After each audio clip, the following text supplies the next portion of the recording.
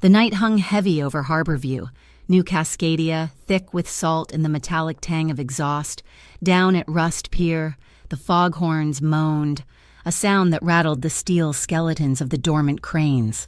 Above, the glass towers of the Glass Line district bled red aviation warnings into the low clouds, beacons for planes that seemed too terrified to land.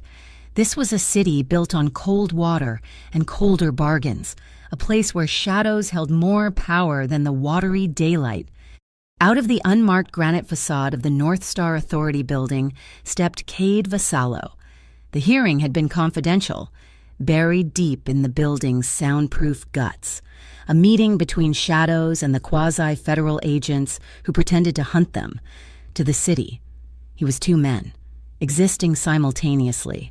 He was the untouchable CEO of Keelam Holdings, the logistics and shipping empire that owned the arteries of the port, and he was the whispered name that controlled the Aurelius Syndicate. The rumors said Cade Vassallo was carved from the local granite himself, that his heart was just another cold asset to be leveraged. The cluster of press, braving the damp chill for a glimpse of the phantom billionaire, sensed the shift in the air. They flinched as one. Digital cameras, which had been pointed aggressively at the reinforced doors, lowered. One reporter, newer or perhaps just stupider than the rest, raised his lens. Cade's gaze, flat and gray as the harbor water, slid over him. The camera snapped down as if struck. He did not speak. He did not have to. His silence was louder than any threat. 50 feet away, separated by a flimsy yellow security line that sagged in the mist, the real city continued its nightly grind. Mira Quell, 29 years old and running on 4 hours of sleep and high-octane coffee, was calming an elderly driver. His ancient sedan had died, steam hissing from the hood, completely blocking the exit lane of the secure plaza. She was the owner, operator, and entire staff of the Blue Ember Garage and Cafe, a massive retro-fitted tow truck that served artisan espresso and pastries from a side window while it worked. "It is just the alternator. Mr. Henderson, I promise," she said, her voice a warm patch in the damp cold, her hands stained with engine grease, gentle on his arm. "We will get you home." She gave him a smile, wide and genuine, meant only to reassure a frightened old man. Her 8-year-old son, Eli, sat in the tow truck's passenger seat, sketching superheroes in a worn notebook, the cab light illuminating his focused expression. He looked past the flashing amber lights of his mother's truck, past the nervous police officers, toward the silent, imposing man in the perfect suit who stood like a statue of iron. "Mom," Eli asked, his small voice cutting through the ambient city noise, "why does that big man look so sad?" The remaining cameras, desperate for any shot that was not the back of Cade's head, pivoted. They caught the juxtaposition in a single frame, the monolithic, shadowed billionaire frozen in his exit, and the woman in grease-stained overalls, bathed in the warm light of her coffee machine, smiling at a stranger. Cade heard the boy's question. He ignored it, dismissing it as irrelevant data. Mira gave the old man a final nod and moved to her truck, flipping on the heavy-duty warning beacons. She was hooking the chain to the sedan's axle, her boot resting on the official security perimeter. When the sound came, it was not the moan of the foghorns, but a high-pitched, localized whine. A delivery drone, unmarked and flying erratically, wobbled in the air above them. It dropped, its rotors spinning at a lethal speed, aimed directly for her. Mira looked up, blinded by its searchlight, her mind registering only failed motor and impact in the split second she had. Before she could even register the danger, a force hit her. Cade Vassallo had crossed the 20 yards separating them in 3 silent, impossibly fast strides, his arm, solid as a steel girder, clamped around her waist, pulling her backward. They tumbled against the solid flank of her tow truck, a tangle of expensive wool and worn denim. The drone slammed into the pavement where she had been standing. It shattered, its carbon fiber rotors skittering across the concrete like shrapnel. Mira gasped, adrenaline flooding her system, the smell of ozone and hot metal in her nostrils. She pushed back, looking up at the man holding her. His face was inches from hers, the notorious Cade Vassallo. He was not looking at the destroyed drone. He was looking at her, his expression a mask of controlled ice. "Are you hurt?" His voice was low, gravelly, impatient. Mira shook her head, her breath catching. "No, thank you. She did the only thing she knew how to do when shocked or scared. She offered a genuine, slightly breathless smile of gratitude. It was not the calculated smile for Mr. Henderson. This one was raw, startled, and intensely real. Cade's eyes, the color of the deep channel at midnight, faltered. The ice did not melt, but it fractured. For half a second, the impenetrable dawn of Harborview looked utterly, completely lost. It was the first crack in the armor he had worn for a decade. The moment was broken by a sound that shook the very ground. A low, heavy thump rolled in from the east, rattling the glass towers. It was not thunder. It was the sound of the earth being broken. Atlas Quarry. Cade was instantly rigid, the moment of vulnerability gone. Sealed behind the ice, his phone vibrated once, a harsh, demanding buzz against his ribs. He released Mira, stepping back as he pulled the secured device from his pocket. The screen lit his face in a sterile white glow. The message was simple, terrifying. Protocol Virex breached. Across the plaza, Mira's own phone chirped with a different tone. A new job request. A late-night tow needed at the warehouse district, Pier 23. She quickly secured the sedan, waving to Mr. Henderson as another tow service, summoned by North Star Security, finally arrived. She needed this job. She checked on Eli, who was wide-eyed but calm, and climbed into her cab. Cade watched her. He watched her steady hands start the heavy engine, watched her navigate the massive truck back into the hostile city traffic, heading toward the darkest part of the port. He looked at his phone, then at the disappearing taillights of the Blue Ember. He turned to his lead security man. "Split the detail. You take the primary route home." "Sir, where are you going?" Cade's gaze was already fixed on the dark road she had taken, toward the forgotten, rusting docks of Pier 23. "I am following," he said, his voice flat. The woman who just made a room full of armed men hold their breath by smiling. Mira Quell's life was a symphony of competing alarms. The 6 a.m. timer for the espresso machine, the 7 a.m. reminder to get Eli's lunch packed, the constant low-level thrum of the tow truck's dispatch radio, and the hydraulic sigh of the tire jack. She was a mechanic by trade and a barista by necessity. Her day was a blur of patched tires in the rain-slicked alleys of the lower district and pulling double shots of espresso for overworked dockhands who needed the jolt in the middle of it all. She navigated the minefield of single parenthood. The brightest part of their week was Tuesday evening Eli's magic class at the Sparrow Community Hall. It was the one place he felt completely, incandescently himself, practicing sleight of hand with a focus that belied his 8 years. But a shadow hung over the bright spot. The bills from Eli's cochlear implant surgery 6 months prior were stacked on her dashboard, a mountain of white paper that seemed to grow heavier with every passing day.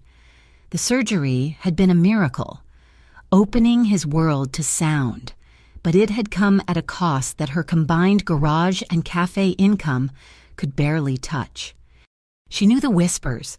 She knew where easy money could be found in Harborview, the Obsidian Circle, run by the notoriously volatile Draven Coil, offered loans that solve problems today by creating catastrophes tomorrow. Mira would rather sell the Blue Ember for scrap. She would work her fingers to the bone, patch every tire in the city, and serve coffee until her hands shook, but she would never, ever take their money. The dispatch call to Pier 23 had come with an urgent tag and a bonus. She needed that bonus. She left Eli with Mrs. Petrov, their elderly neighbor, promising to be back in time to take him to Sparrow Hall. Pier 23 was a graveyard of shipping containers, a maze of rusted steel under weak sodium lights. The call was for a smoking forklift, but as she pulled the blue ember to a stop, she saw the real problem, a 40-foot container, stenciled with recycled medical equipment and was sparking. Not a simple electrical short, but a rhythmic, pulsing spark from deep within the metal box. A sharp tang of accelerant hit her nose, cutting through the salt. This was wrong. She grabbed her extinguisher, but before she took 2 steps, the sparks erupted. A whoosh of chemical fire blew the container doors outward with a metallic shriek. The fire was bright white, unnatural, and climbing fast. Mira scrambled back, pulling her phone. She dialed 911. The line clicked. An automated voice answered. "Thank you for calling Harborline Dispatch. All circuits are currently busy. Please hold on." Busy. For an emergency call, she tried again. The same message. Panic. Cold and sharp, lanced through her. A black sedan, headlights off, glided into the pier complex, silent as a shark. Cade Vassallo stepped out, not in the tailored suit from the hearing, but in dark, functional cargo pants and a high-collared jacket. He was not alone. "Get back," he commanded. His voice was not a request. His men, moving with terrifying efficiency, bypassed the fire. They deployed tactical extinguishers, not with water, but with a fine, pressurized mist that choked the flames, smothering the chemical reaction in seconds. Cade himself triggered an emergency suppression system she had not even seen, hidden in the pier's infrastructure. Pipes in the concrete hissed, and a targeted fog enveloped the burning container. The fire died as quickly as it had begun, leaving only acrid smoke and the smell of burnt chemicals. Through the swirling mist, Mira stood frozen, her phone still in her hand. Cade walked toward her. His eyes, the same flat gray as the harbor, locked onto hers. He had seen the drone. He had seen the fire. And here she was, at the center of both. He stopped a few feet away, his presence a physical weight in the air. "This is not a coincidence," he stated. "I got a dispatch call," Mira said, her voice steady despite the adrenaline shaking her hands. "A smoking forklift. There was no forklift."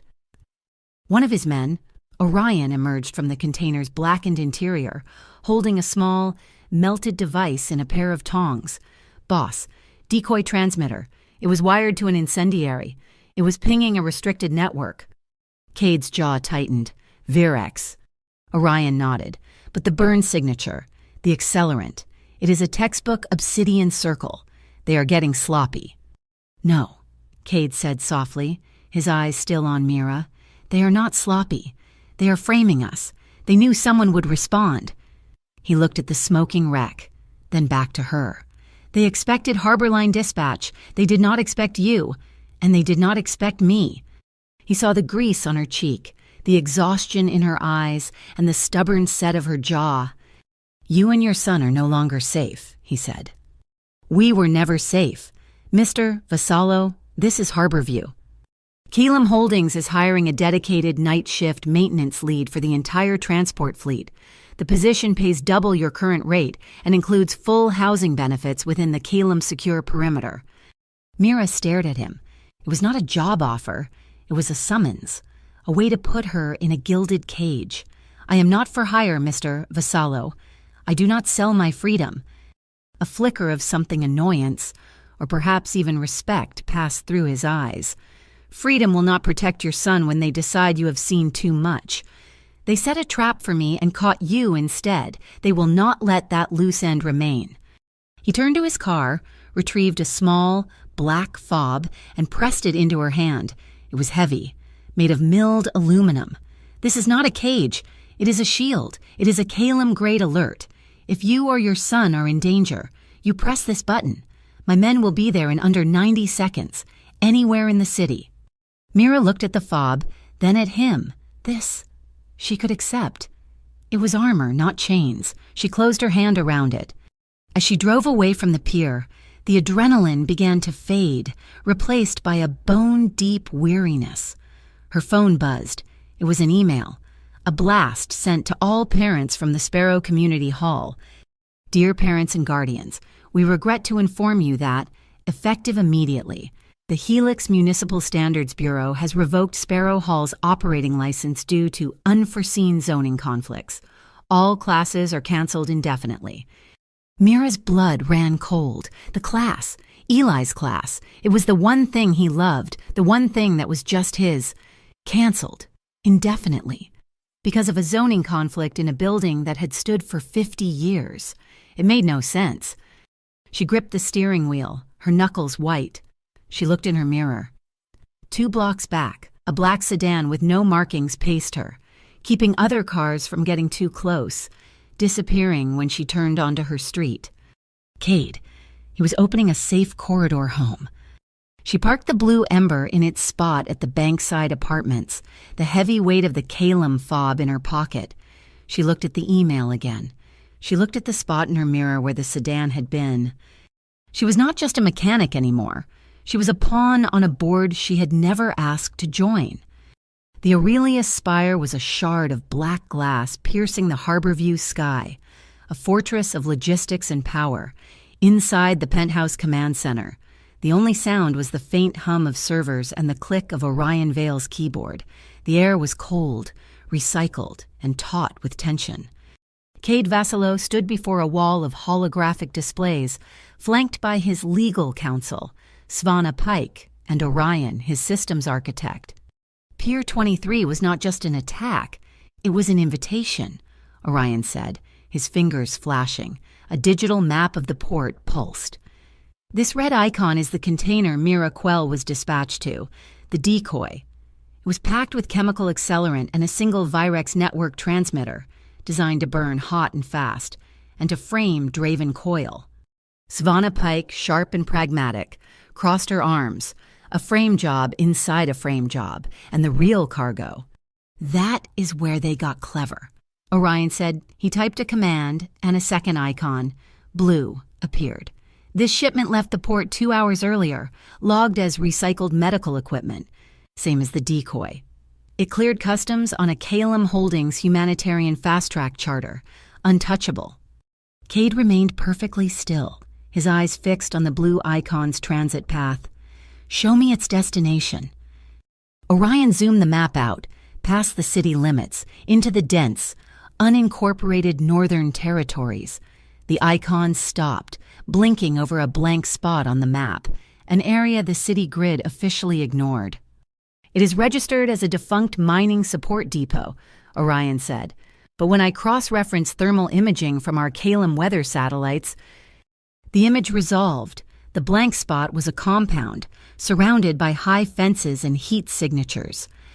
The Virex system labor camps, Svana stated, her voice tight with disgust. They are using Calum Holdings as a humanitarian shield. They are trafficking people using your legitimate name. They made 2 mistakes, Cade said, his voice quiet, yet filling the room. First, they used my network. Second, they involved an innocent woman in their cleanup. He turned to Orion. They want to hide in our shadows. Fine. We will take the shadows away. Activate Project Lantern. Sir. I want sensors on every truck in the Calum fleet. Audio, thermal, seismic. Every driver, every route, every scheduled and unscheduled stop. We are going to map every dark corner Virex operates in. We will illuminate every blind spot. And who do we give this data to? Svana asked, the legal ramifications spinning in her mind. North Star is compromised. We give it to no one. Cade replied. We feed it anonymously to the Sentinel Bureau. Let the independent task force follow the data. As far as the world knows, the source is simply Lantern Zero. That is a declaration of war, Cade, Svana warned. They declared war, Cade said, when they set that fire at Mira Quell's feet. The retaliation from the underworld was swift. Within 24 hours, the digital ether was on fire. Draven Coil, enraged at the Pier 23 incident and sensing Cade's new aggression, launched a public campaign. The hashtag #HashFreeHarbor exploded across social media, fueled by Obsidian Circle money and amplified by genuine citizens terrified of the port's consolidation. News feeds filled with grainy photos of Cade Veselo, casting him as the monopolist, the silent shark swallowing the city's livelihood, Calum holding stock, usually as stable as the granite beneath the spire, dipped 5%, then 8%. Cade ignored the frantic calls from his board. This was the price of admission. Mira felt the shockwave without knowing its source. She was scrubbing the espresso machine, trying to explain to Eli why his magic class had been canceled. When her phone rang, the caller ID read Harbor Renewal Council. A man's voice, smooth as aged whiskey, flowed through the speaker. Am I speaking with Miss Mira Quell of the Blue Ember Garage? This is she. Miss Quell, this is Pastor Grange. I am the chairman of the council. I was so distressed to hear about the unfortunate situation at Sparrow Community Hall. A true loss for the children. Mira's hand paused on the steel. It was very sudden. These bureaucratic errors often are, Grange said, his tone dripping with false sympathy. The Helix Municipal Standards Bureau can be terribly rigid, but the council, well, we have a certain influence. We believe in protecting our community spaces. I am holding a review next week. I'm quite certain I could persuade the Bureau to reverse its decision. Mira waited. She knew this tone. It was the sound of a bargain being offered.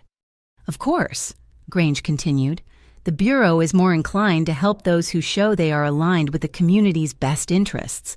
They look poorly on businesses that associate with dangerous, destabilizing elements. What elements are those? Pastor. Men who attract fire, men who bring the shadows of the syndicate to our doorsteps. The council and I would be very grateful if you would publicly distance yourself from Cade Veselo. A simple statement, confirming the Blue Ember stands with the people of Harborview, not its oppressors. Do that, and I can almost guarantee Eli's class will be restored by Friday. The air in the truck felt thin. He was using her son's happiness as a bargaining chip. My garage is open to anyone who needs a repair. Pastor, Mira said, her voice dropping 20 degrees. I do not choose my customers based on rumor, and I do not respond to blackmail. She ended the call. The next morning, she found the response. It was not a phone call. It was a violation. The smell of aerosol paint hit her before she even reached the Blue Ember, scrawled across the side of her truck. Over her hand-painted menu of coffee and services were 2 words in dripping red paint, Widowmaker's Pet. The insult was visceral, aimed not just at her, but at the ghost in Cade Veselo's past, his late wife. Mira felt a surge of nausea. This was not a turf war. It was desecration. She was standing there, shaking with a cold rage, when his black sedan slid to the curb. Cade got out. He did not ask what happened. He did not look at her. He looked only at the red paint, his face carved from ice. He said nothing. He walked to the Blue Ember's storage bay, pulled out her can of industrial solvent and a stack of clean rags, and began to work. He scrubbed in a focused, methodical silence, erasing the hateful words. Mira watched him, the most powerful man in the city, cleaning graffiti off her truck at dawn. As he worked on the last letter, she saw it. His hand, the one gripping the rag, was trembling. It was a slight, violent tremor, the only sign of the seismic rage he was containing. In that moment, she understood. He was not unfeeling. He was drowning in feeling, and had spent a decade building a dam to hold it back. When the last smear of red was gone, he neatly folded the soiled rag and replaced the solvent. This will not happen again. His voice was flat. Before Mira could answer, the door of their apartment building creaked open. Eli, in his spaceship pajamas, padded onto the sidewalk, rubbing the sleep from his eyes. He saw Cade, the sad man, standing by the truck. Eli walked straight up to him, his small face serious. He reached into his pajama pocket and pulled out a small, rectangular piece of yellow construction paper. This is for you, Eli said, holding it up. It is a ticket for my magic show. Cade froze. He looked down at the offering. On the ticket, in red crayon, Eli had written Admit 1, and below that, in wobbly letters, valid with a smile. Slowly, as if his joints were stiff, Cade Vassallo knelt, bringing himself down to the boy's eye level. He took the small paper ticket. He did not, could not, produce the required payment. But the ice in his eyes thawed, just for a second, revealing the man buried beneath. "I will keep this safe," Cade said, his voice rough. He stood, and with the care of a man handling something priceless, he slid the crayon-drawn ticket into the inner breast pocket of his tailored jacket, a piece of homemade sunshine against the darkness. The alert from Project Lantern was a single, insistent red pulse in the dead zone of Cade's command center map, Atlas Quarry. It was a digital ghost, a signal where none should exist.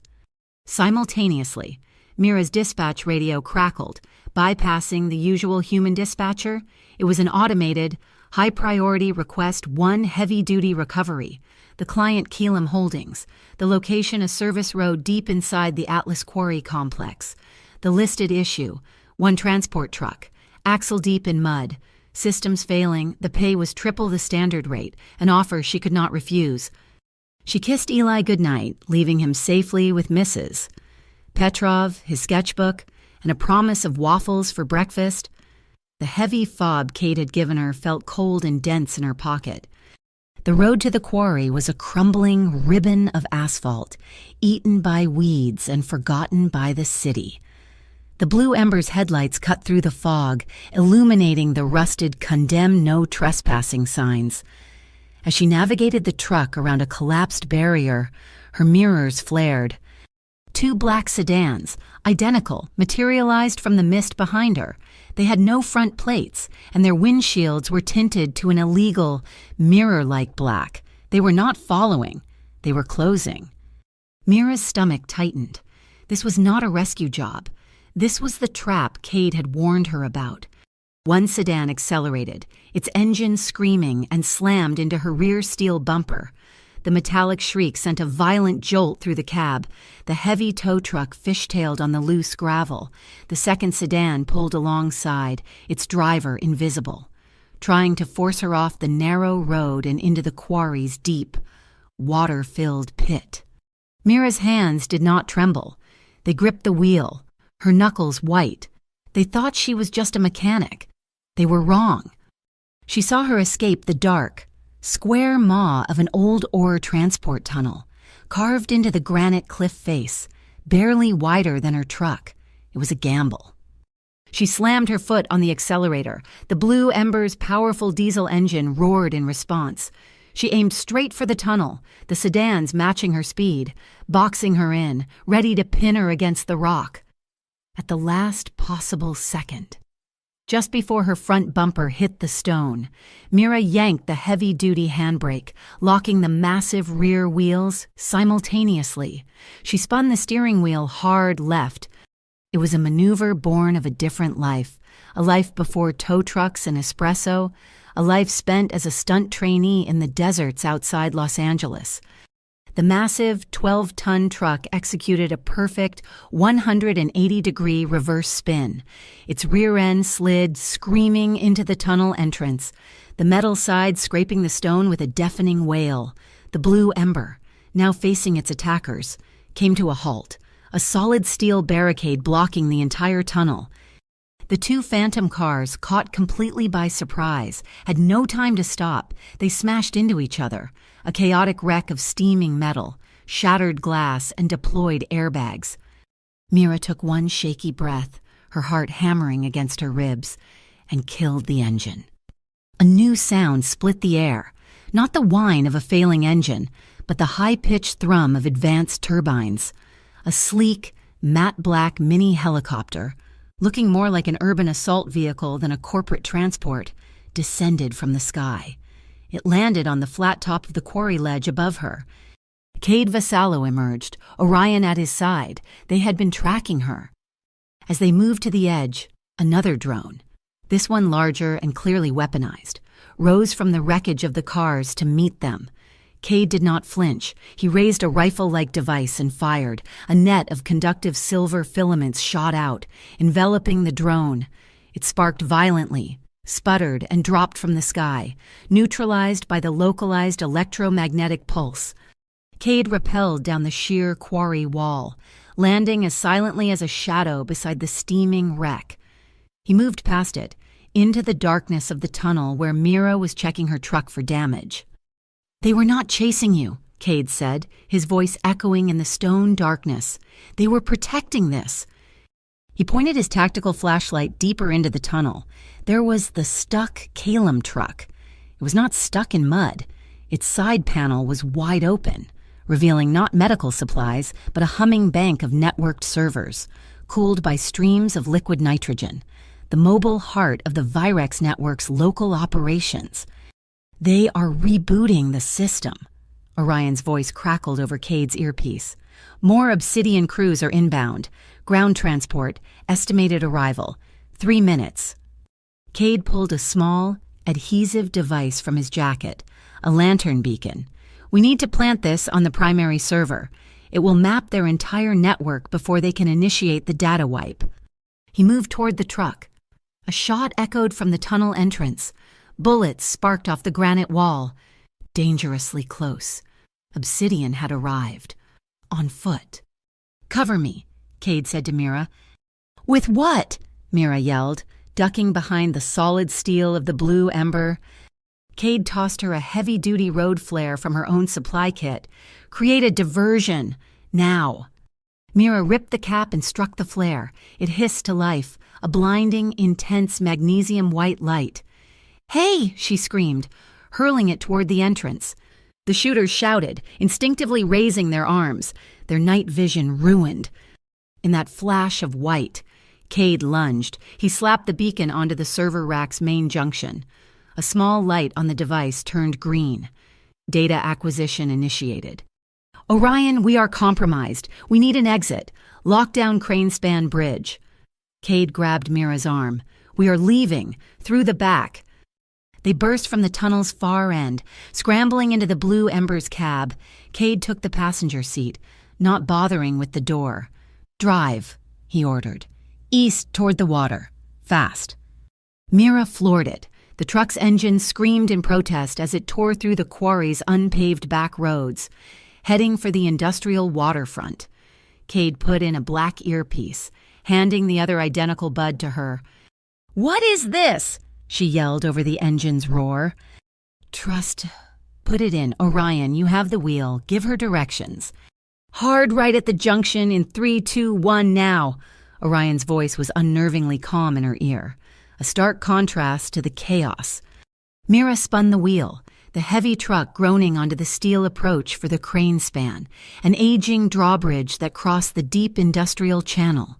Behind them, 2 more Phantom cars, faster models, had joined the pursuit, their headlights closing the distance. "They are gaining, Cade," Mira said, her eyes locked on the mirror. "Just keep driving," Cade said, his attention fixed on his phone. "The bridge is raised," Mira shouted, slamming the brakes. Ahead of them, the center span was up, a dark gap of churning black water separating them from the other side, a dead end. "They are boxing us in," Cade said, his voice level. The Phantom cars screeched to a halt behind them, blocking their only retreat. Men in dark tactical gear piled out, weapons raised. "Cade," Mira's voice was tight with alarm. "Wait for it," he said. With a deep, metallic groan of massive gears, the drawbridge in front of them began to lower. "How?" Mira whispered. "I own the bridge," Cade said simply, as if stating the weather. "Orion, lift it again as soon as we clear the span." "Floor it, Mira," Orion ordered in her ear. Mira did not hesitate. She slammed the accelerator, and the blue ember thundered across the connecting steel plates just as they locked into place. The moment her rear wheels cleared the gap, the bridge behind them began to rise again, lifting swiftly, creating an impassable barrier. The Obsidian crew was left stranded on the other side, watching them disappear into the city. Adrenaline sang in Mira's veins. It was a terrifying, electric feeling, a shared breath in the middle of chaos. A fragile thread of trust pulled taut between them. An hour later, they were parked at Bankside. The city was quiet again. The blue ember was scarred with new dents, and a spiderweb crack had blossomed across the windshield. Misses. Petrov opened the apartment door, and Eli launched himself into Mira's arms, burying his face in her neck. "You were gone a long time, Mom." "I know, baby. I am here now." She held him tight, breathing in the comforting smell of his hair, her hands shaking slightly. Cade stood back, near the cab of her truck, his hands deep in his pockets. He watched the small, fierce circle of their family, an observer in the warm yellow light from the apartment hallway. He looked, Eli's word, sad, or perhaps just intensely lonely. Mira settled Eli back inside, promising him breakfast for dinner, and walked back out. Cade was already turning to leave, melting back into the shadows. "You should not just disappear," she said, her voice stopping him. He looked at her, the mask of the dawn firmly in place. "You are safe. The job is done." "You are bleeding," she noted, pointing to his hand, grazed raw from the quarry wall. "And you look frozen. My machine is still hot." She did not wait for an answer. She went to the Blue Ember's service window, her movements practiced and calming. She pulled 2 insulated mugs, steamed milk in the steel pitcher, and added 2 generous pumps of dark chocolate. She handed one to him. "What is this?" he asked, his voice rough as he took the warm mug. "Cacao. My son says it fixes most things."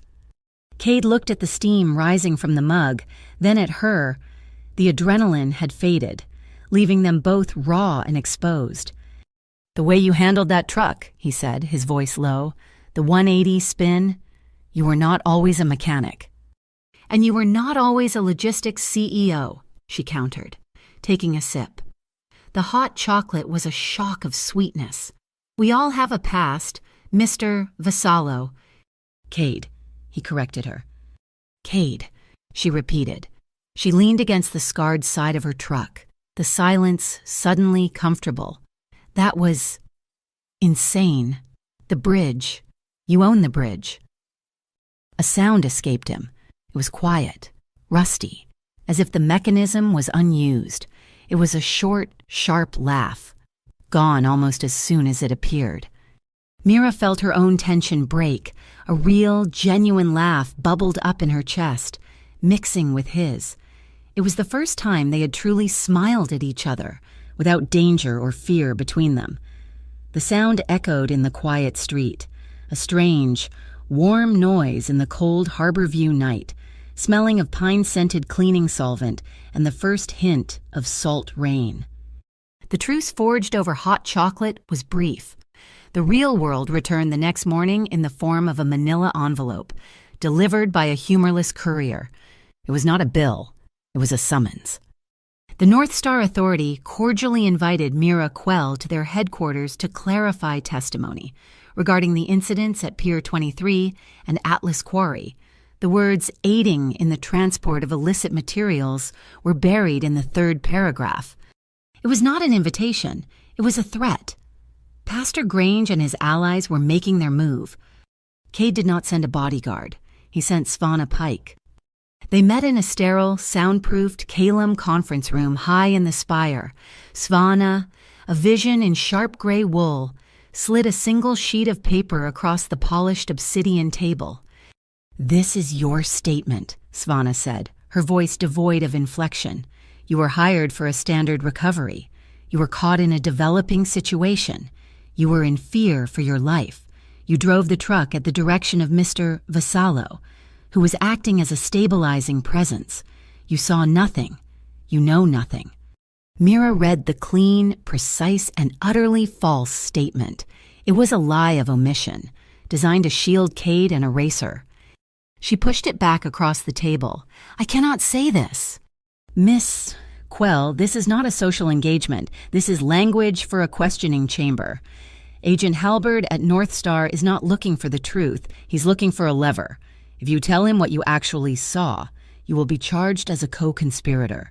You will lose your son." "And if I read this," Mira countered, her voice quiet but unyielding, "I lose myself. I will not lie. I will tell them exactly what happened. The fire, The ambush, the servers in the truck. It is the only way I know how to speak." Svana studied her, a flicker of an unidentifiable emotion in her sharp eyes. "As you wish.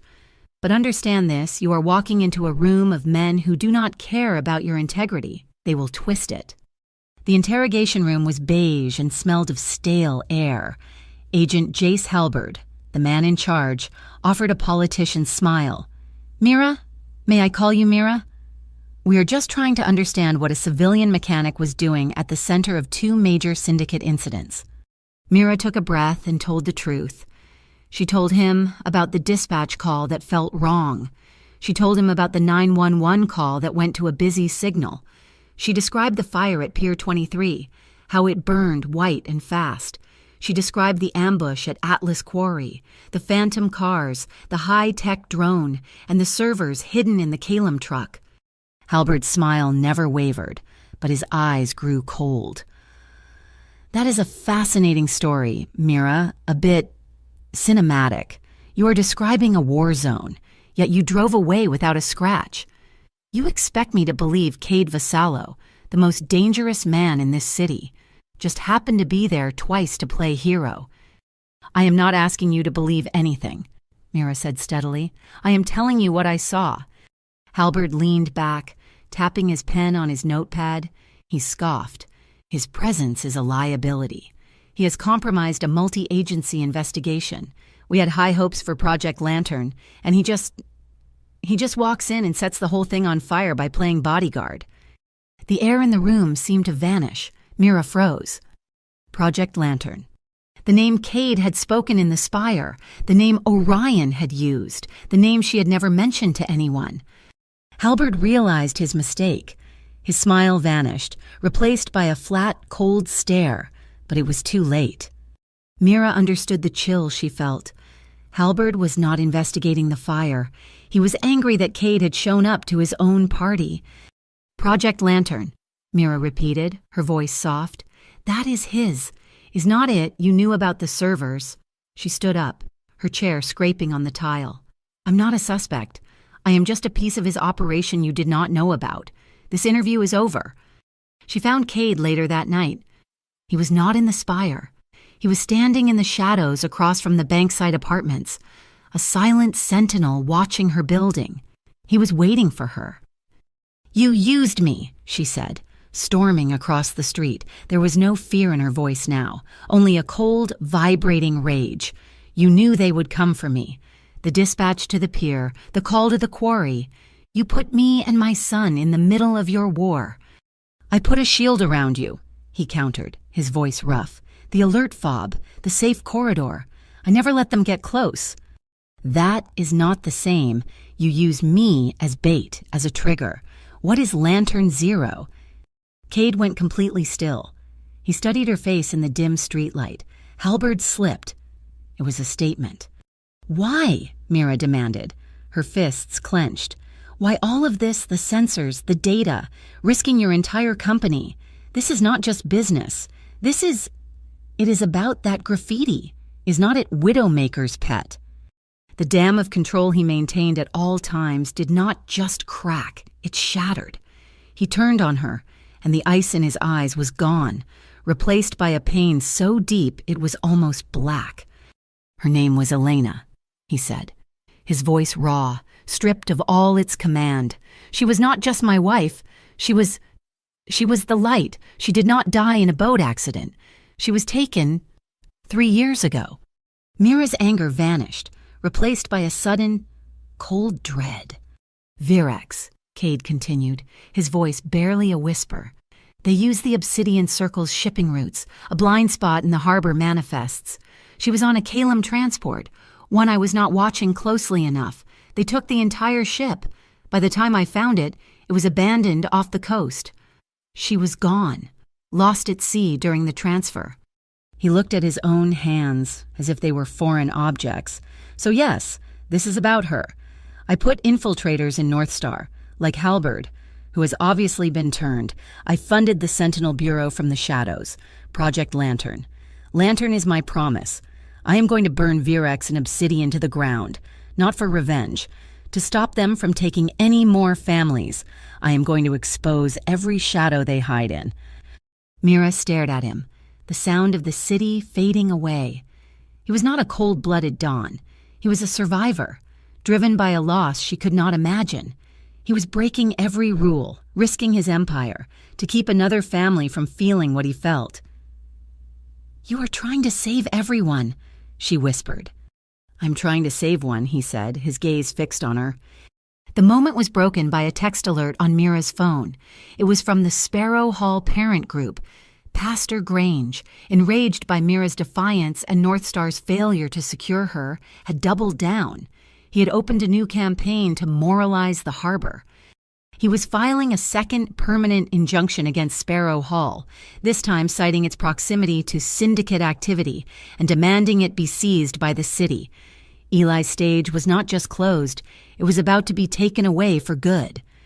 That evening, Eli was devastated, but defiant. He refused to give up. He took his small, fold-out magic table to the center of the Bankside apartment courtyard, under a single, flickering streetlight. He began to practice. He was working on his main trick for the upcoming neighborhood festival, the Bankside Lantern Night. He called it Making the Fear Disappear. It involved a small, dark red silk scarf, his fear, which he would vanish from his hand, only to make it reappear as a bright, hopeful yellow paper flower. Mira watched him from their apartment window, her heart aching. The festival was in 2 days. It was supposed to be his big debut. "It is not safe, Eli," she murmured to the glass, knowing he could not hear her. She felt a presence. Cade was across the street in his usual shadows, watching. He saw the small boy practicing magic in the dark. He saw Mira watching from the window. Her phone vibrated. It was him. "He should not have to lose his stage," Cade's voice said, low and determined. "The festival will happen." "Grange will send obsidian," Mira whispered, her throat tight. "They will use it as an excuse to shut us down, or worse." "Let them come," Cade replied. "He wants to perform. He performs. I will protect that stage. Mira, I will protect him with every light I have." The Bankside Lantern Night was an act of communal defiance. Against the cold harbor and the encroaching shadows, the neighborhood had strung hundreds of paper lanterns. They swayed from apartment balconies, crisscrossed the narrow streets, and lined the rusting iron fence of the waterfront, casting a soft, warm glow. The air smelled of wood smoke, roasted nuts, and the nearby salt sea.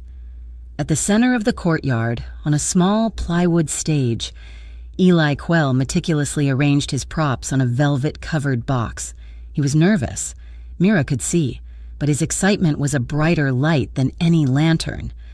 He stepped forward, his small voice amplified by a portable speaker. "For my first act—" He never finished the sentence. A sharp click, followed by a low-frequency hum, washed over the courtyard. It was not a single bulb blowing. It was the entire grid, the lanterns, the streetlights, the apartment windows. The festive lights on the blue ember all extinguished at once. The world plunged into an oppressive, heavy darkness, thick with the smell of ozone and EMP. Mira's blood ran cold. "Eli!" The crowd murmured, confused and suddenly afraid, but in the sudden blackness, Mira saw them. They were not confused. They were shadows detaching themselves from the alleyways. 4 dark figures, moving quickly and purposefully toward the stage, toward her son.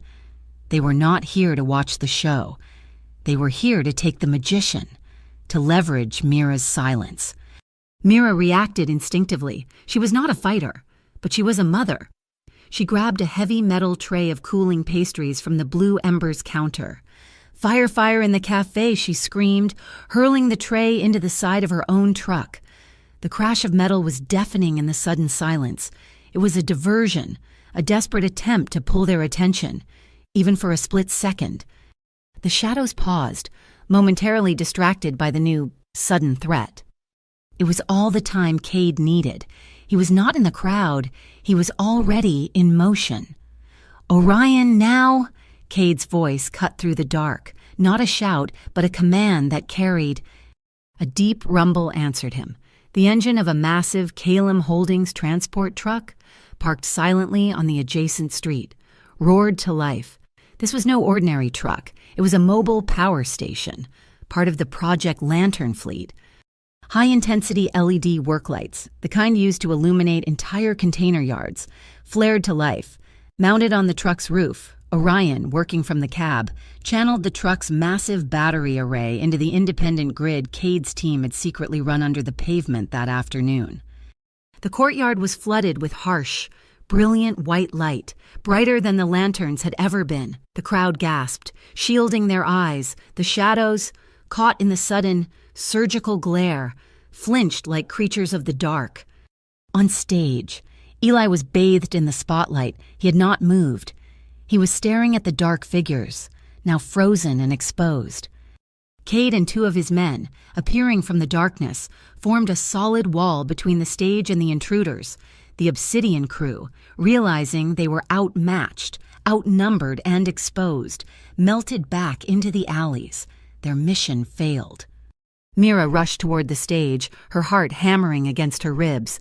"Eli, are you okay? Are you hurt?" Eli looked at the men who had been coming for him. Then he looked at the new, bright lights. He took a shaky breath. "It is part of the show. Mom." He turned back to the stunned crowd, his voice high and clear. "I call this one," making the fear disappear. He held up the small, dark red silk scarf, his fear. He waved his hand. He fumbled the first time, his hands shaking, but he recovered. He closed his fist, whispered the magic words, and opened his hand. The red scarf was gone, in its place. He held a large, bright yellow paper flower, catching the industrial light. The Bankside residents, sensing the invisible danger that had just passed, sensing the small boy's impossible courage, burst into a wild, cathartic cheer. An hour later, the crowd was gone. Eli was asleep in his bed, clutching his magic wand. The Kalem truck was gone. The only lights were the standard street lamps, flickering back on as the EMP's effects faded. Mira was in the blue ember, her back against the cold steel of the espresso machine. The adrenaline had left, leaving a deep, bone-rattling chill. She was shaking, not from the cold, but from the realization of what had almost happened. She heard the garage's side door slide open. Cade stood there. He did not move into her space. He did not offer platitudes or apologies. He just stood in the doorway, the scent of the cold night rain clinging to his jacket. He had sent his men home. They were alone. He watched her tremble. Then, slowly, he held out his hand, palm up. It was not a command. It was not an order. It was an offer, a choice. Mira looked at his hand, the same hand she had seen shake with rage while cleaning the graffiti. She pushed off the machine. She did not take his hand. She stepped past it, moving into his space, and pressed her forehead against the solid wool of his jacket, right over his heart. She inhaled. He smelled of the night, of ozone, and faintly of the cacao they had shared. She felt the steady, slow thump of his heartbeat under her cheek. Her own breathing was ragged, still hitched with fear. His arms came up, circling her, pulling her secure. He was solid rock in her storm. They stood like that for a long time, her ragged breath slowly sinking with his steady rhythm. "You are safe," he murmured, his voice a low vibration against her hair. Mira tilted her head back, looking up at him. The mask of the dawn was gone. His eyes, in the dim light of the garage, were just his. They were gray and deep and filled with a profound, aching vulnerability that mirrored her own. A slight smile, barely a lift at the corner of his mouth, signaled the new reality. "You did not run," he whispered, his thumb brushing a strand of hair from her cheek. "You gave me a reason to stay," she whispered back. He lowered his head. The kiss was not the desperate, frantic collision she might have expected after the night's terror. It was slow. It was deliberate. It was a question, and an answer, and a promise, all in one. It was a discovery. His lips were firm, cool from the night air, but they warmed against hers, moving with a deep, searching tenderness. It was a kiss that spoke of loss, of loneliness, and of a profound, startling recognition. One of his hands slid from her shoulder, down her back, pressing her closer.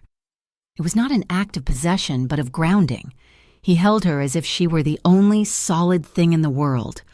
His thumb moved in slow, reassuring circles at the base of her spine, calming the last of her tremors.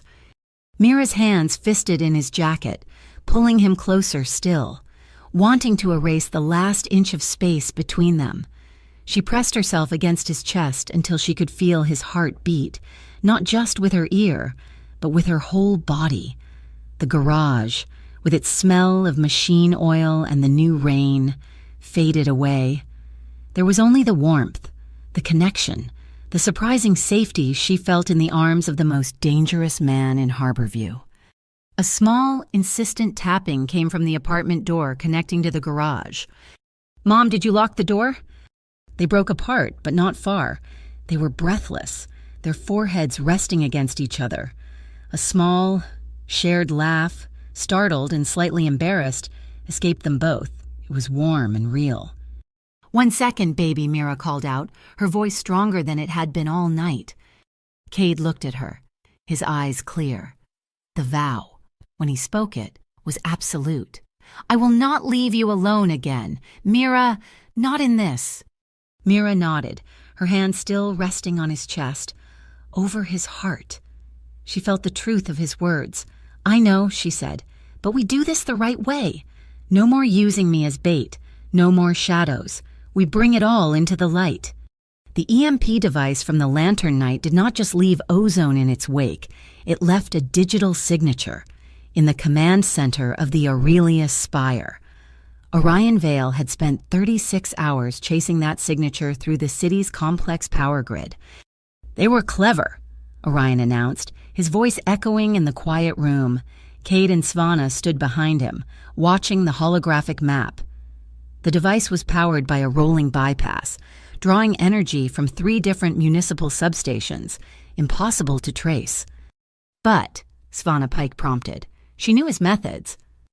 But they had to pay the technician who installed the bypass. The payment was routed through a discretionary account. A new window popped up, showing a transaction ledger, the Harbor Renewal Council's Community Electrical Safety Fund. "Grange," Cade stated. The name landed like a chip of ice. Pastor Grange was not just an opportunist, he was a key player. He was the one who had tried to shut down Eli's class. He was the one who had sicked obsidian on them. Svana stepped forward, her mind already assembling the strategy. "They are attacking us on 2 fronts, Cade, the street, with Coyle's thugs, and the legislature.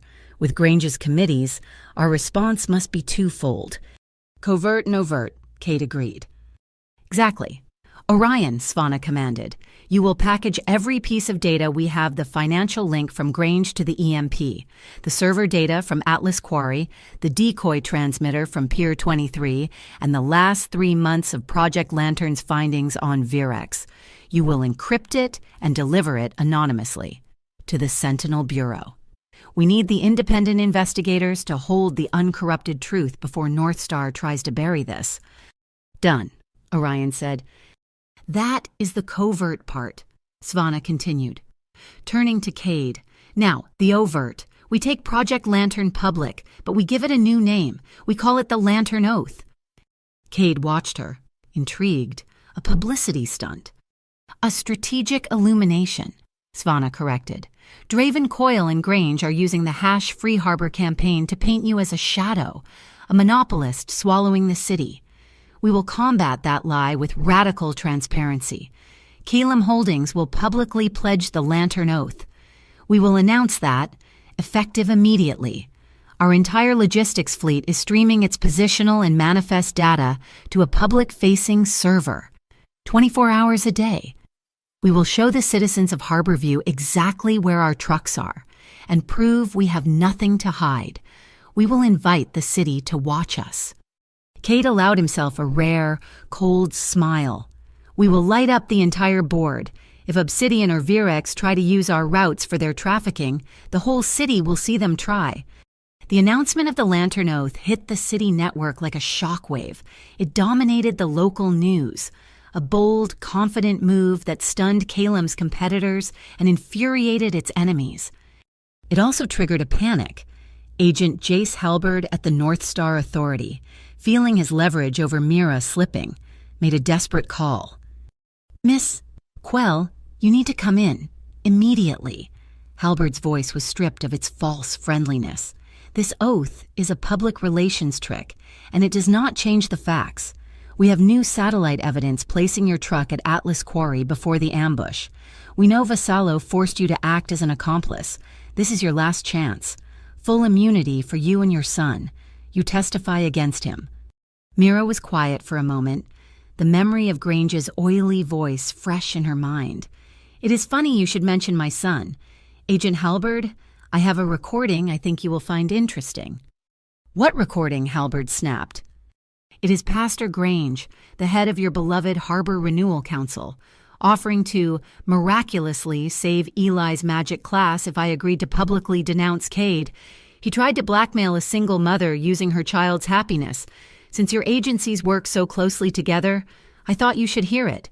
I am sending the audio file to your superiors and to the Sentinel Bureau. Have a nice day." She ended the call, her hand steady. Draven Coyle's response was, as always, blunt and brutal. He could not fight their data, so he created his own reality. A new video, seemingly sourced from a leaked security camera, flooded the #Free Harbor hashtag. It was grainy, time-stamped from a year prior. It showed a tall man in a dark coat, his build and walk eerily similar to Cade's, tossing a small object into the open bay of the Harborview Community Hospital's medical warehouse. The man walked away. Seconds later, the warehouse erupted in flames. The news anchors ran with it immediately. Shocking new footage implicates Calem CEO Cade Vassallo in the devastating hospital fire. "It is a deep fake," Orion stated in the Spire, analyzing the footage. "A very good one. The metadata is forged. The timeline is manipulated. They are painting him as a monster who burns charity hospitals." Cade watched the faked inferno, his face unreadable. He was cornered. They were not just attacking his business, they were attacking his soul, twisting his past, using the very thing he sought to protect the city's welfare against him. That evening, Mira brought Eli to the Spire. Cade insisted on a security check, wanting them close. Eli, oblivious to the media firestorm, saw Cade staring at the silent, looping video of the fake fire. The boy walked up to the billionaire, his small face serious. "That is not you." Cade looked down, his expression heavy. "How do you know?" "Your walk is wrong," Eli said simply.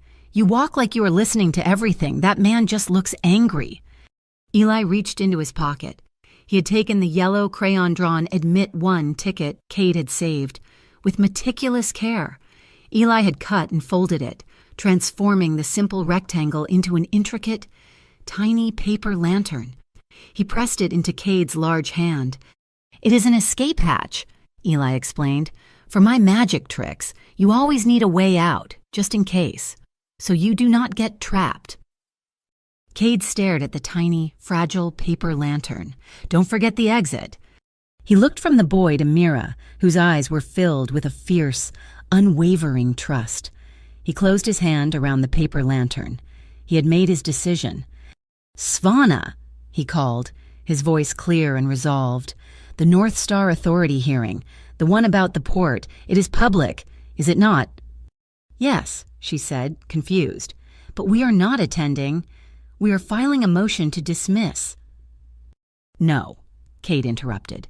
"I am done fighting from the shadows. They want a public spectacle. We will give them one. I am testifying. I am going to answer their questions about that hospital fire. And then I am going to talk about Pier 23 and Atlas Quarry and Pastor Grange and the Virex network. I am putting everything on the table." He was betting the entire game on this one. Public move. Inspired, Mira knew she had to fight her own battle. Cade was fighting for the city. She had to fight for its heart. She called an emergency meeting of the Sparrow Hall parents. "They are not closing the hall because of zoning or safety," she told the small, worried group. "They are closing it to silence us, to take our community, so they can build more empty towers." She organized them. The Sparrow Parents Volunteer Team was not a protest group. It was an investigative unit. A father who worked as a city surveyor pulled the original blueprints, proving Sparrow Hall's zoning was grandfathered in 50 years ago. A mother who was a data analyst tracked the safety complaints and found every single one originated from shell companies owned by Draven Coil. They compiled their findings into a single, undeniable report. The community, seeing the hard evidence of the corruption, exploded. The #Free Harbor hashtag was hijacked. #Save Sparrow Hall and #Grangelide began to trend. The weapon of public opinion, so carefully aimed by Grange, was now turning back on him. Pastor Grange, a man who built his reputation on public piety, understood the theater of power.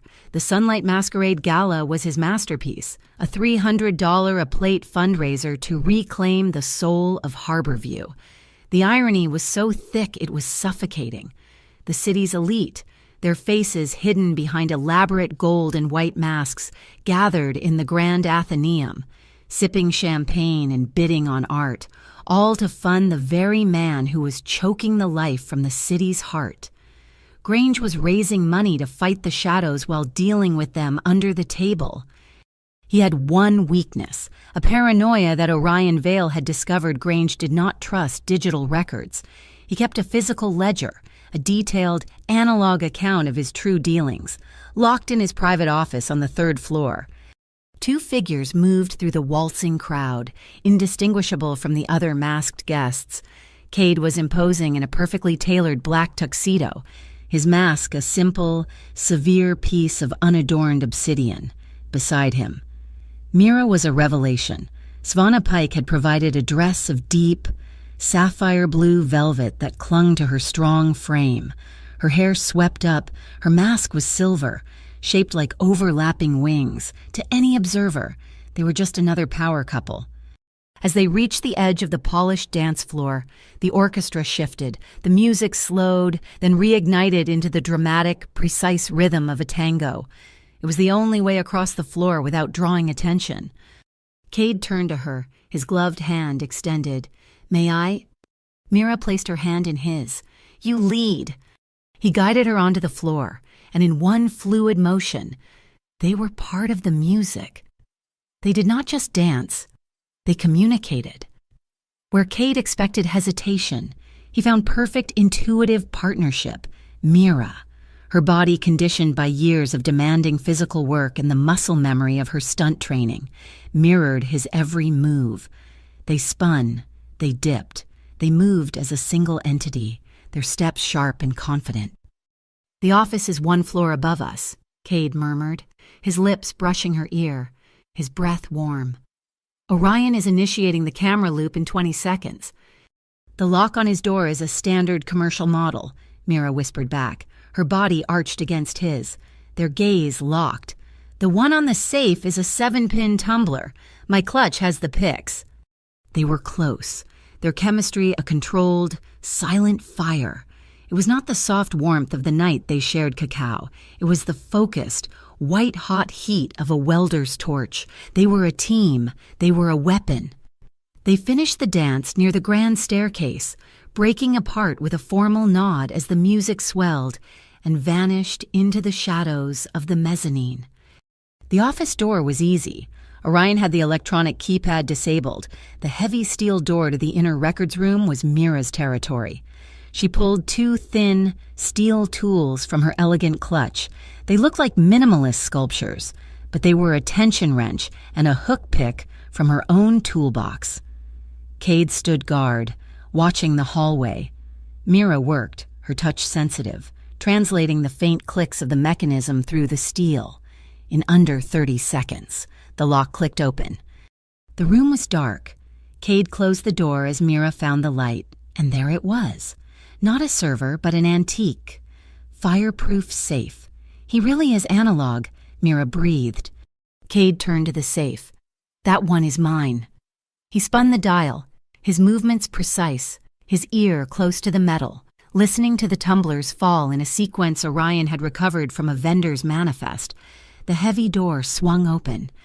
Inside, beneath stacks of false manifests, was a single, leather-bound ledger.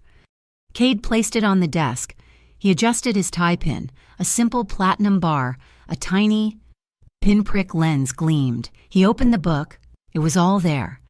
Payments from Obsidian Circle, routed through the Harbor Renewal Council, land transfer agreements for the port, ceding city property to dummy corporations, and the centerpiece, the architectural proposal for the Fog Tower Urban District, a luxury high-rise development to be built on the bulldozed land of Sparrow Community Hall. Cade meticulously turned each page, the tiny camera capturing every line. "What a pretty picture!" The voice came from the doorway. Both Cade and Mira froze. Draven Coyle stood there, his mask hanging from his hand. He was not in a tuxedo, but in his usual dark, street-functional clothes. He held a small, silver remote. The silent alarm. One press, and this whole party comes crashing down on you. He sneered at Mira. "He cleans you up nice, mechanic, but you are still just the help." Cade moved, placing himself between Mira and Draven. "This is not your fight, Coyle." "You brought the fight to me when you burned my container on Pier 23, Draven hissed. "And now you are stealing from my partner." Mira looked at Draven, then at Cade. She saw the calculation in Cade's eyes, the way he was measuring the distance, the options. She saw Draven's thumb move on the alarm. She was not the bait. She was the other half of the plan. She stepped out from behind Cade. "He is right," she said, her voice clear and strong. She looked at Draven. "It is a lovely party, but the guest list is terrible." Before Draven or Cade could react, she walked past Draven, out of the office, and strode toward the grand staircase. Draven, stunned by her audacity, hesitated, left with Cade. Mira did not run. She walked with purpose, descending the stairs, her sapphire dress flowing. She walked straight toward the main stage, where Pastor Grange was mid-speech, pontificating about civic virtue. She did not wait to be announced. She walked up to the podium and took the secondary microphone. The orchestra, confused, faltered. The music died. "Excuse me, Pastor," Mira said, her voice booming across the stunned, silent ballroom. "My name is Mira Quell. I own the Blue Ember Garage, and I would like to personally thank you for trying to trade my son's community center to the Virex network." A collective gasp swept the room. Grange's face, beatific and kind moments before, turned to stone. In the records room, Draven heard the commotion. He turned back to Cade, his pistol now in his hand. "She is dead, and so are you." Cade was already moving. Draven fired, the sound absorbed by the heavy door. Cade was not there. He was moving along the mezzanine, heading for the control booth. Draven pursued, breaking onto the balcony, his pistol raised at Cade's fleeing back. Vassalo Draven roared, taking aim. Cade stopped. He turned slowly, his hands raised, his back to the ballroom. He was trapped. "Do not do it, Draven," Cade said, his voice calm. "It is over." Draven centered the pistol on Cade's chest. Cade looked past him, at the giant LED screen that formed the backdrop for the stage, the screen now showing Mira's defiant face. "You are right," Cade said. He lowered his hands and tapped the device on his wrist. "It is time to turn on the lights." The massive screen behind Mira and Grange flickered. Mira's face vanished, replaced by a high-resolution, full-color photograph of the first page of Grange's ledger, the payment from Obsidian Circle. The crowd screamed. Cade tapped his wrist again. The next page, the land transfer. Grange lunged for the microphone, his face purple with rage. "Lies, forgeries. That woman is a terrorist. That man on the balcony is Cade Vassalo. Seize him." The ballroom doors burst open. Agent Jace Halberd and a dozen North Star agents flooded the room, their weapons fanning out, securing the exits. The guests panicked, tearing off their masks. Grange pointed a trembling finger at Cade, who was now walking calmly down the stairs, his hands in plain sight. "Arrest that man. He is the source of all this." Agent Halberd strode onto the stage, his face grim. He walked past a stunned Mira. He walked straight up to Pastor Grange. "Pastor Grange," Halberd announced, his voice amplified by the hot mic, "you are under arrest for conspiracy, fraud, and aiding a known human trafficking organization." Grange stared, his mouth opening and closing. "What on whose authority?" Halberd looked out at Cade, his eyes filled with a cold, professional fury. "By the authority of a superseding warrant filed 10 minutes ago by the Sentinel Bureau, based on evidence provided by an anonymous source known only as Lantern Zero." In the pandemonium of the Athenaeum ballroom, as agents slapped cuffs on a sputtering Pastor Grange, Draven Coyle moved like a phantom. He did not run for the main doors. He slipped through a catering corridor, vaulted a back fence, and vanished into the waterfront alleys. He was a creature of the shadows, and Cade had just destroyed his last hiding place. 2 hours later, Draven proved he was most dangerous when he had nothing left to lose. The #Free Harbor hashtag, which had been cheering the arrest of Grange, suddenly switched to a new, terrifying broadcast. The feed was raw, shot on a handheld phone. It showed Draven Coyle's face, slick with rain, his eyes manic. Behind him, through the glass of a lantern room, the storm-tossed waves of the harbor mouth churned. He was in the Peregrine Light, the abandoned, 100-year-old lighthouse that guarded the channel. "You like the lights so much." "Cade." Draven screamed into the phone, the wind howling around him. "You want to expose everything, let us light up the whole sky." The camera panned down. On the floor was a laptop, wired to a complex trigger assembly. "This," Draven snarled, "is wired to the pressure sensors at the Mariners Field gas storage, the whole west side of the city. I flood the network. It blows. I want Cade Vassalot, unarmed, alone, on the causeway in 1 hour. You trade me your king, or I turn Harborview into a crater. Your move, Lantern Zero." The Spire Command Center became a pressure cooker. The air was thick with the shriek of the approaching storm zephyr and the frantic arguments of men in suits. "It is an acceptable loss," a hard-line North Star commander stated, his face grim. "We trade Vassallo. 1 man for the safety of 200,000. It is the only tactical solution." "That is not a solution. It is a sacrifice," Svanna Pike shot back, her voice cutting. "You hand Cade over, and you validate the threat. Draven Coyle will own this city until his next whim. You do not negotiate with a bomb." "It is the easy solution." "The easy solution is what got us here," Svanna countered. Mira stood beside Cade, watching the tactical map, her mind working with the cold, clear logic of a mechanic. She saw the lighthouse.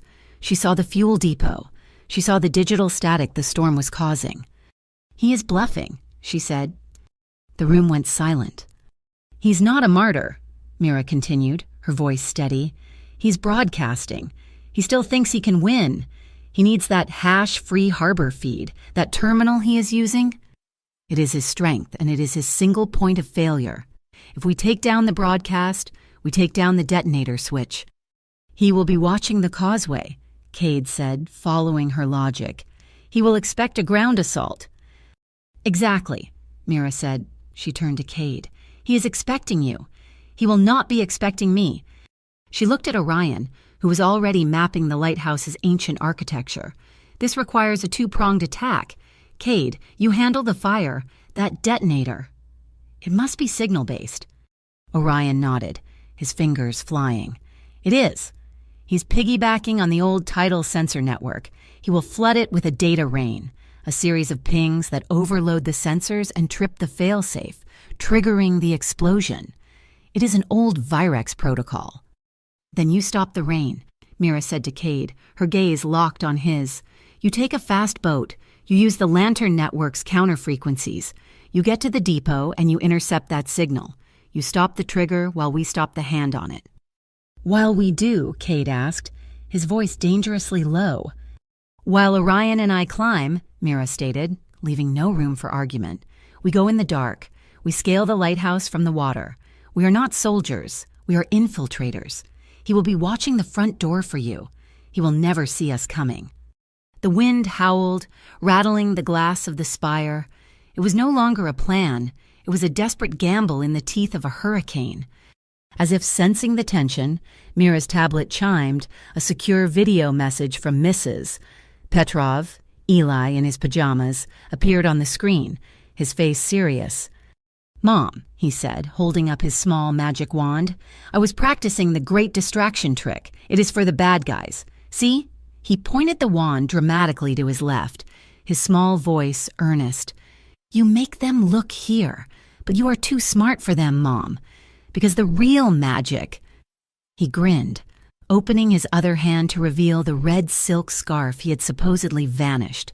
"The real magic is happening here. They are looking at the wrong hand. Good luck."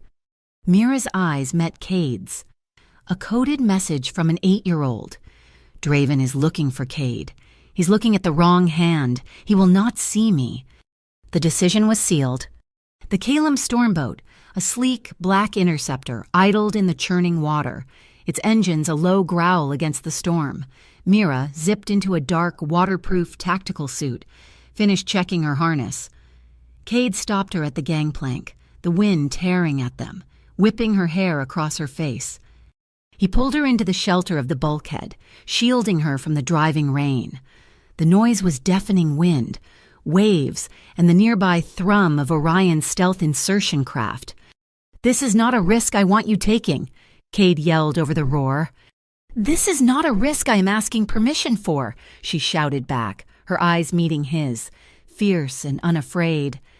He grabbed her arms, the mask of the dawn gone, his face etched with the raw fear of a man who knew what loss felt like. "Mira," he said, his voice rough. He pulled his own secured satellite phone from his pocket and pressed it into her hand. "Keep this channel open, always. I need to know you are there." The line clicked open, a fragile connection in the digital storm. He put his free hand on her cheek, his glove rough against her skin, his thumb stroking the bone. "If I fall, Mira," he said, his voice dropping, forcing her to lean in, "if I do not make it, I want you to smile.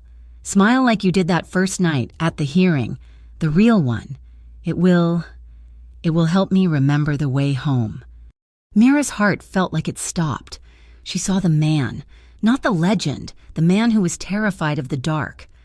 She grabbed the front of his jacket, her grip like a vice. "Listen to me, Cade Vassallo," she commanded, her voice cutting through the hurricane's shriek. "You do not fall. I do not fall. We are the anchor. We come home, together. That is the only acceptable outcome." She pulled him down, crushing her lips to his. It was not a tender kiss. It was hard, fast, and desperate. A brutal transfer of will and hope that tasted of salt water and adrenaline. A promise sealed in the heart of the storm. She broke away. "Now go. Stop the rain." Mira turned and ran for Orion's boat, disappearing into the spray, leaving Cade to face the fire. The lantern room of the Peregrine Light was a glass cage suspended in the hurricane. Rain and spray hammered the windows as Draven Coil, his face a mask of manic fury, stared at Mira. "He sent you," Draven laughed, a harsh, barking sound. "The Dawn, hiding behind his mechanic. He is smarter than I thought." "Cade is busy," Mira said, her voice steady, her hands dripping cold seawater onto the metal floor. Orion was one level below, working on the broadcast junction. "It does not matter," Draven sneered, gesturing to the laptop. "You are too late. You think this was ever about Grange? Grange was a fool, a puppet. The real money, the real power, is the Consortium Noctis. They wanted this port. They paid me to burn it, and they paid Grange to renew it. And now, thanks to Cade, they get to buy the ashes for pennies on the dollar." A shout came from below. "Orion feed is cut. He is dark." Draven's smile widened. He did not even look at the laptop as its screen went black. Amateurs. He reached into his jacket and pulled out a small, hard-wired device with a single red button, a backup trigger, analog and independent. The network was just noise to keep you busy. This one is simple. I press. Mariner's field blows. He lunged for the button. Mira met him halfway. She did not aim for the device. She aimed for him. She tackled him with the full force of her body, a collision of bone and desperation. They crashed against the thick glass of the lantern, then stumbled backward, locking them in a frantic struggle. He was stronger, his fingers digging into her arms, trying to get the trigger free. They tumbled out of the lantern room and onto the narrow, slick metal of the spiral staircase. Draven slammed her head against the iron railing. Mira's vision flared white with pain, but she held on, her mechanic's grip locked on his wrist. She saw a heavy coil of old mooring rope, thick and stiff, looped on a peg. As they fell down another turn of the spiral, Mira grabbed the loose end. She did not try to hit him. She looped it, quick and practiced, around his arm, using his own momentum against him, pulling the rope tight against the central spindle of the staircase. They both fell, skidding down the last 10 feet. Mira crashed hard onto the landing, her ribs screaming in protest. Draven was brought up short. His arm yanked violently by the rope. He was trapped, bruised and aching. Mira crawled to him. She wrenched the trigger from his numbed fingers and threw it into the dark, churning water far below. Meanwhile, Cade was fighting a different battle. The Calum stormboat pitched violently, the waves like liquid mountains trying to swallow them. The data rain is not a single signal. It is a cascade, Cade yelled, fighting the wheel. He's using the old tidal sensor network to create the overload. He tracked the primary signal, the source of the cascade. It was not at the depot. It was in the water, 100 yards from the concrete perimeter. It is a buoy. He anchored the transmitter to buoy L7. The timer on his console showed 90 seconds until the cascade reached critical mass. The storm was too violent to bring the boat alongside. Cade grabbed the lantern counter-frequency device, a waterproof cylinder, and strapped it to his chest. He looked at the active satellite link, the open channel to Mira. "Hold on, Mira," he whispered. He dove over the side, into the freezing, chaotic blackness of the ocean. He fought the current, the cold stealing his breath. He surfaced, his lungs burning, and saw the buoy, rising and falling on the waves with the last of his strength. He hooked one arm around it, tore the device from his chest, and slammed its magnetic base onto the buoy's access panel. He hit the activation switch. The device sent a focused, high-frequency pulse, a digital choke, flooding the signal's protocol. The data rain did not just stop, it collapsed. The fail-safes at Mariner's Field, which had been moments from tripping, reset. The ignition was strangled. As Cade clung, exhausted, to the buoy, the lights of North Star cruisers flooded the depot. The hardline commander strode to the water's edge. "Vassallo, you are detected. You are under arrest for domestic terrorism." Cade began the long, cold swim toward shore, his limbs heavy. But as he reached the slick concrete, a different set of vehicles, dark and official, screeched to a halt, the Sentinel Bureau. "Commander, stand down," a Sentinel agent ordered, stepping into the floodlights. "By order of the Federal Oversight Committee, Mr. Vassallo is a protected witness. He's Lantern Zero. We are taking custody of him and the evidence he just secured from Consortium Noctis." Back at the lighthouse, Mira had tied Draven Coil to the central column. She stumbled back up the spiral stairs, every step in agony. She stood in the lantern room, her body a map of bruises, and watched the storm begin to break. And then she saw it. The massive, sweeping light of the Peregrine Light, which had been dark for a decade, flared to life, cutting a hole in the retreating rain. Orion had rebooted it. It was a signal. Cade was alive. The depot was safe. She heard a heavy, wet footstep on the stair. Cade appeared, his clothes torn, his skin pale and blue with cold. He was soaked, bruised, and breathing hard. They stared at each other for a long second. Two survivors in the eye of the storm. Then they moved. It was not a kiss. It was a collision. He met her in the center of the room, his arms wrapping around her, pulling her so tight she could not breathe, burying his face in her wet hair. She clung to him, her hands fisted in his ruined jacket. They stood, holding each other up, trembling. He pulled back just enough to press his forehead against hers, his hot breath a cloud in the cold air. "We made it," he whispered, his voice raw. The next morning, the city was clean, washed by the storm. At the emergency hearing, the evidence was undeniable. The gala ledger, the recording of Grange's blackmail, and the full, unencrypted logs of Project Lantern painted a complete picture. Grange and Draven, their connections to Virex and the Consortium Noctis exposed, were indicted.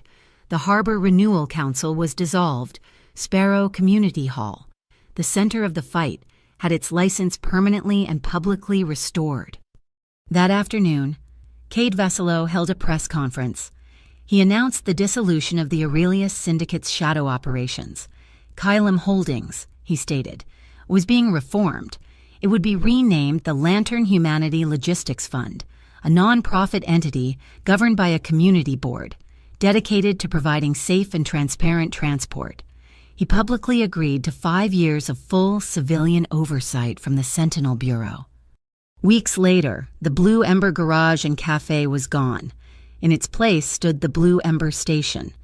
It was a permanent building, a state-of-the-art garage combined with a warm, bright cafe. A sign in the window read, "Now hiring single-parent mechanic apprenticeship program." That evening, Eli Quell stood on the fully restored stage at Sparrow Hall.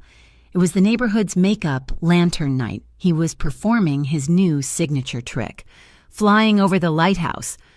For his finale, he made a small paper lantern float in the air. "Magic is not about hiding," he told the cheering crowd. "Light is what we share." Inside the new cafe, Cade watched Mira wipe down the polished wooden counter, the smell of fresh coffee mixing with the scent of pine from the new rafters. He walked up to her, holding a small black box. He did not kneel. He opened it. Inside, Eli's yellow crayon ticket, valid with a smile, was perfectly preserved, encased in thick, smooth glass hanging from a simple silver chain.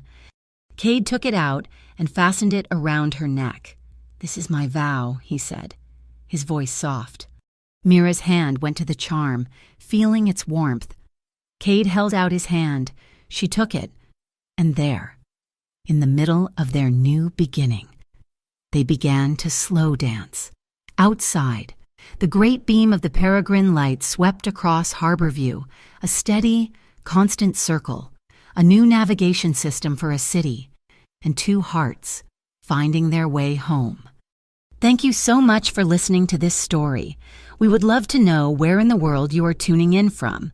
Please, leave a comment below, share your thoughts, and let us connect. Remember to subscribe to our channel, Mafia Boss Story, and like this video. It makes a huge difference. And if you enjoyed this story, please support us by hitting that hype button so more people can discover it.